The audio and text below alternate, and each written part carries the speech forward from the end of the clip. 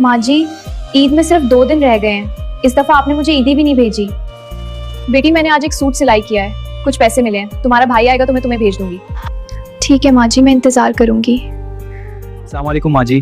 वालेकुम अस्सलाम बेटा, आज कोई काम मिला? नहीं माँ जी, पिछले 4-5 महीनों से कोई काम ही नहीं मिला। बेटा, ये 500 रुपए हैं, ये अपनी बहन को जाकर दे आओ। अस्सलाम वालेकुम बाजी, कैसी हो? वालेकुम अस्सलाम, अल्हम्दुलिल्लाह मैं ठीक हूँ, तुम सुनाओ? सब ठीक है। बाजी ये लीजिए, माँ जी ने आपके लिए 500 रुपए भेजे हैं। अच्छा बैठो, मैं तुम्हारे लिए कुछ खाने को लाती हूँ।